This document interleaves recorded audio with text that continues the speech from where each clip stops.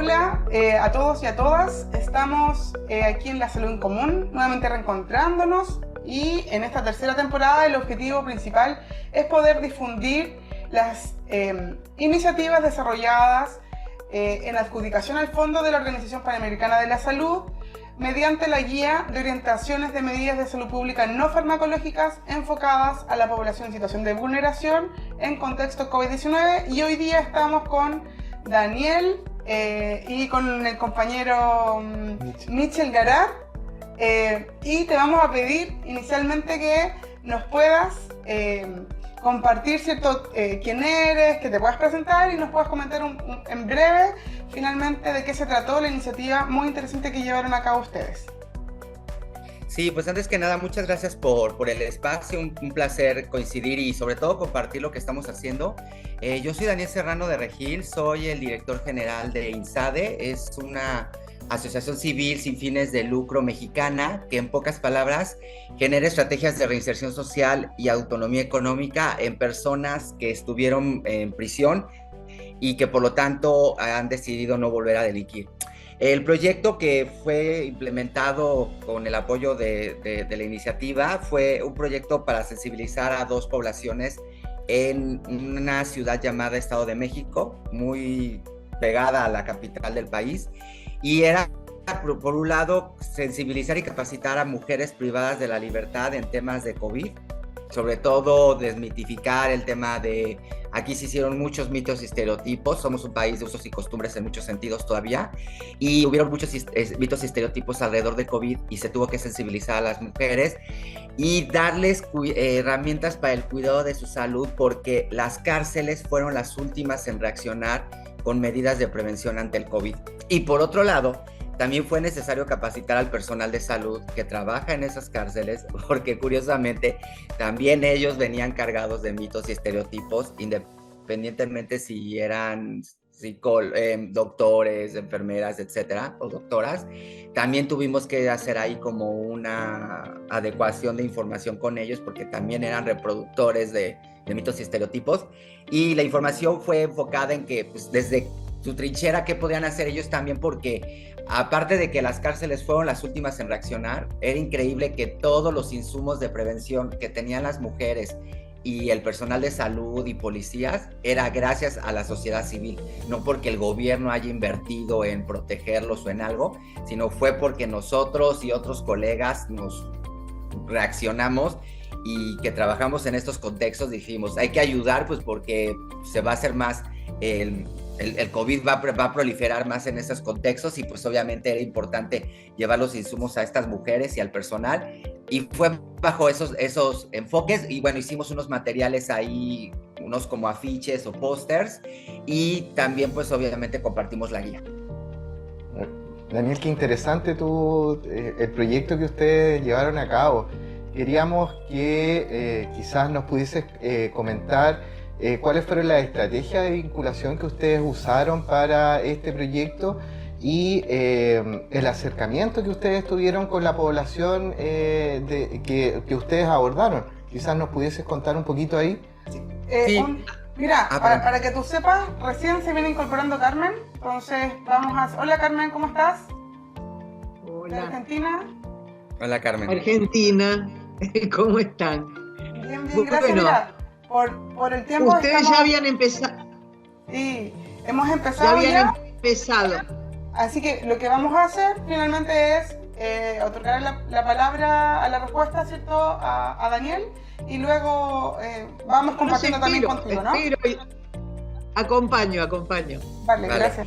La vinculación no fue complicada. Nosotros ya vamos a cumplir 11 años trabajando en alianza con los sistemas penitenciarios. Nosotros no vemos al gobierno como enemigo, lo vemos como aliado. No vamos con esta idea de que el gobierno tiene que resolver todo, sino vamos con esta idea de qué tiene el gobierno, qué tenemos nosotros, qué tiene la academia, qué tiene otros sectores, y hagamos sinergia, ¿no? Entonces ahí nosotros ya hemos tenido una alianza de años con el sistema penitenciario mexiquense, y fue que no hubo ningún inconveniente.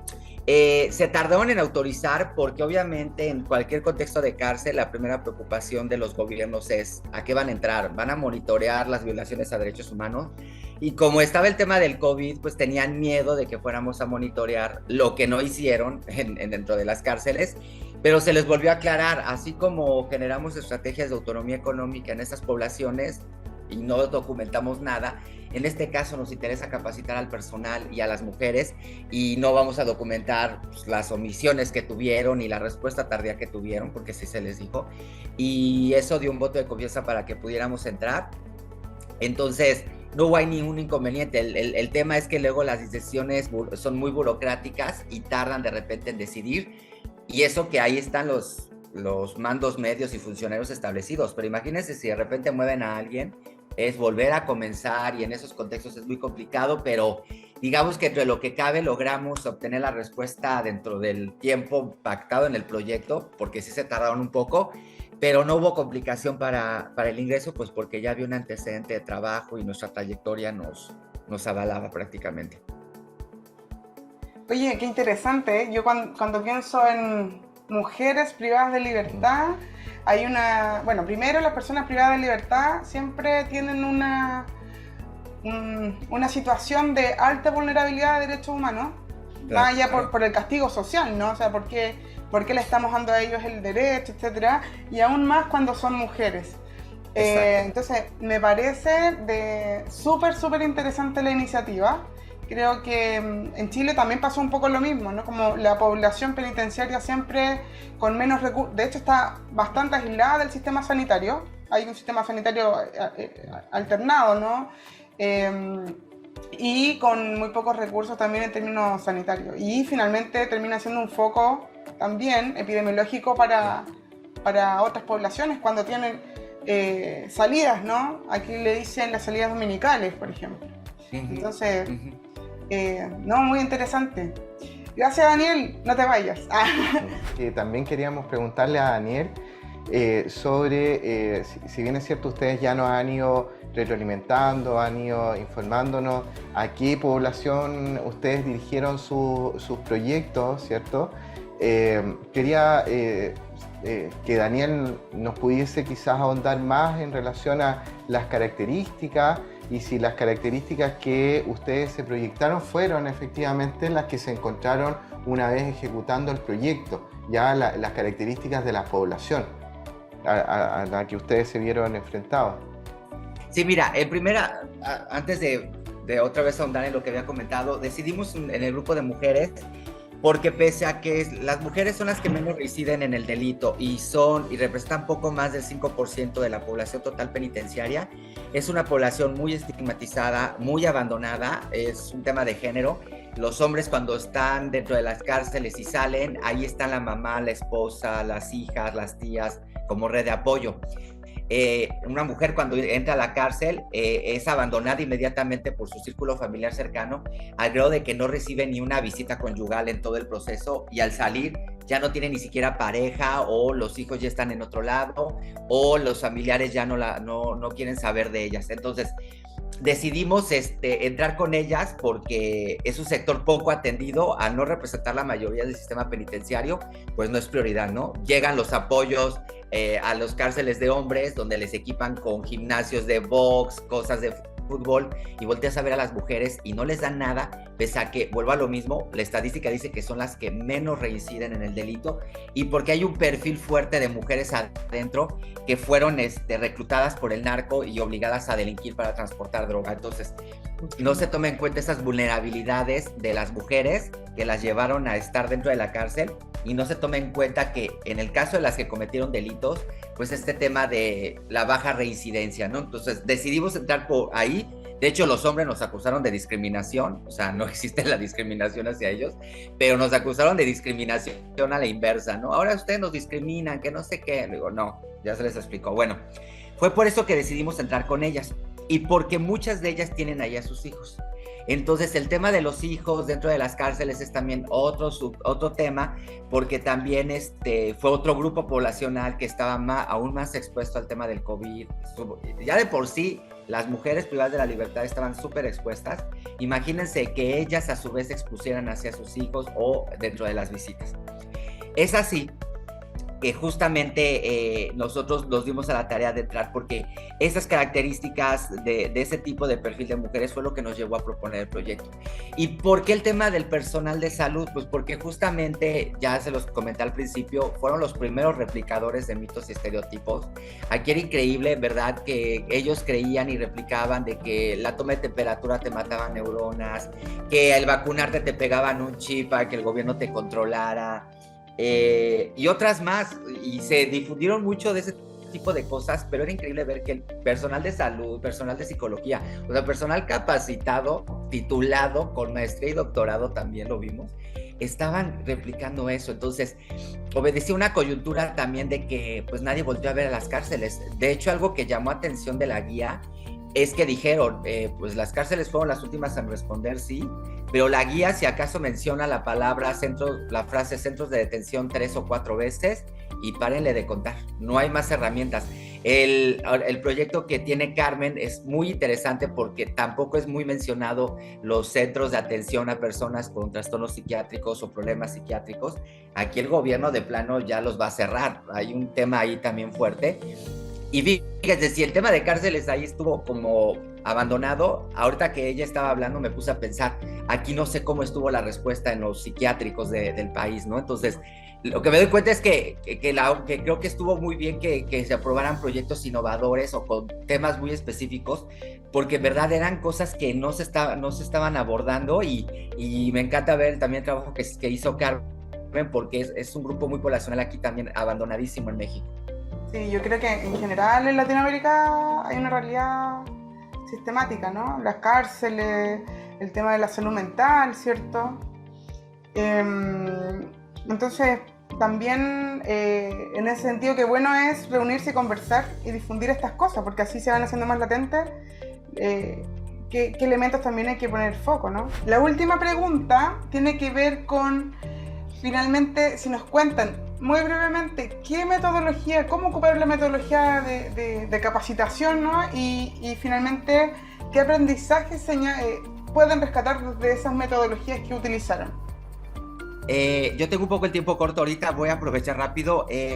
Nuestra metodología fue en 2 sentidos. Una, pues con el personal de salud, pues con términos médicos, ¿no? Para desmitificar. Todo en un lenguaje técnico, basado en la evidencia científica, los tratados internacionales, basándonos en la guía. En el caso de las mujeres, pues tuvimos que hacer un lenguaje más ameno, más amigable, más accesible sobre todo, porque algo que decían ellas es que les habían ido a informar del tema del COVID, pero que las siglas y que los números y estos nombres que les ponen a todas las variantes que van surgiendo de todo, no lo entendían. Y es increíble porque pues no les aterrizan la información. Algo de lo que surgió todo el tiempo es por qué la guía no llegó a tiempo, ¿no? Pues bueno, pues ponernos de acuerdo de por sí entre personas, pares, es complicado. Imagínense algo, consensar llegar a un consenso internacional de un documento. Pues sí, ellos decían que si la guía hubiera llegado un poco antes hubiera sido más efectiva. No sé a qué se referían o en qué sentido, porque yo lo que le critico un poco a la guía es que pues casi no mencionan los centros de detención, creo que ahonda más en otros temas. Entiendo que era complicado hablar de todo lo que afectó el COVID. Las lecciones que también nos llevamos con esto es que hubiera sido ideal que esta convocatoria llegara un poco antes, porque hubiéramos propuesto ir a otras ciudades o abarcar otras cárceles del Estado de México. El Estado de México es uno de los estados más poblados del país. Pero creo que fue una buena iniciativa que nos está llevando justamente a sistematizar este tipo de experiencias, generar este tipo de intercambio y reflexiones, porque pues lo sabemos, el COVID creo que llegó para quedarse, parece ser que llegó para quedarse, y cómo seguimos generando esta información, porque nosotros, a pesar que se nos ha pedido ya, pues es opcional, seguimos con todas las medidas del cubrebocas, el protocolo de la temperatura, y pues bueno, tenemos muchos beneficiarios LGBT y ahora tenemos que ver el tema de la viruela del mono y todo ese tema, sensibilizarlos también. Pero aquí la lección aprendí de que hemos reflexionado es no bajemos la guardia, aunque ya estemos vacunados y los casos estén a la baja, no vamos a bajar la guardia y imagínense, si nos hubiera gustado llevarlo a una provincia de acá del país, lo ideal hubiera sido que esta capacitación la lleváramos a cada una de las 32 provincias del país, de aquí de México, pero y hasta donde yo monitoreado fuimos los únicos que hicimos una respuesta de capacitación. En realidad mucha sociedad civil se dedicó a donar cubrebocas, insumos de prevención y de higiene en las cárceles de casi todo el país, pero hubiera sido ideal como sensibilizar a la población, sobre todo al personal de salud, que yo sigo impresionado con esta réplica de mitos y estereotipos. No, la lección es esa, la preparación no te da la apertura para informar con calidad y calidez, porque también se trata de eso. Bueno, gracias Daniel, te damos las gracias y tienes que retirar. Muchas gracias. Al contrario, gracias por esto. Carmen, un gustazo. Qué Un gusto, trabajo Daniel. tan fregón estás haciendo. Muchas felicidades, en verdad.